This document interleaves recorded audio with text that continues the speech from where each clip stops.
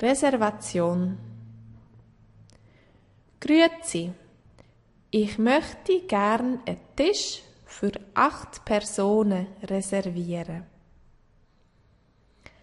Haben Sie für am Samstagabend noch freie Tische?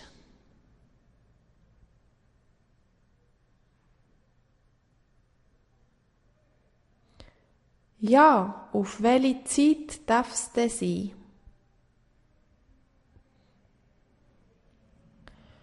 So um die 7. Gut, das ist kein Problem.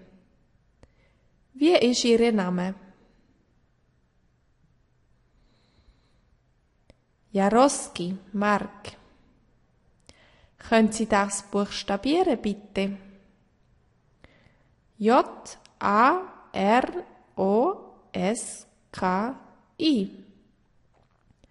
Gut, das geht in Ordnung. Auf Wiedersehen. Bis am nächsten Samstag. Ade, merci.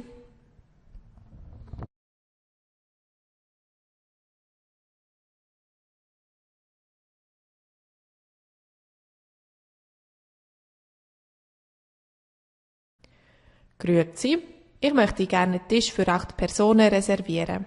Haben Sie für am Samstagabend noch freie Tisch? Ja, auf welche Zeit darf es denn sein?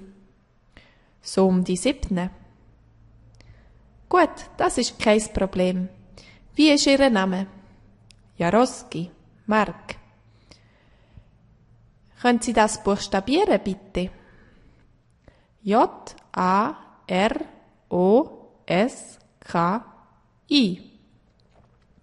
Gut, das geht in Ordnung.